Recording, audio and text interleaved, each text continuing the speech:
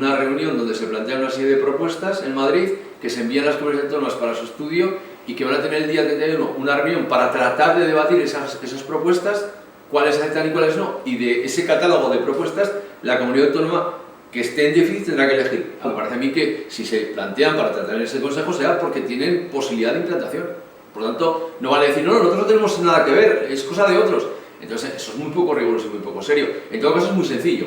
Para que nos lo creamos, insisto, que nos envíen el documento con las medidas que han propuesto de esas 255 el Gobierno de Aragón y cuáles están dispuestos a aceptar, y así saldremos de dudas. Es tan sencillo como eso. Y si realmente pueden cumplir el déficit con las medidas que tienen previstas, como dice el señor Campoy, vendiendo patrimonio, refinanciando deuda, y cómo van a recaudar, como mejora de la recaudación. Yo quiero saber cómo lo van a mejorar, pero para eso necesitamos el plan que ya tenían que haber presentado económico-financiero. Desde que el señor Saz cesó y el señor Campoy se comprometió a hacer ese plan, pero el plan todavía no lo sabemos. Por lo tanto, en el momento que sepamos la concreción de todas estas cosas, empezaremos a creerlo. Si no, vuelvo a pensar que es ganar tiempo.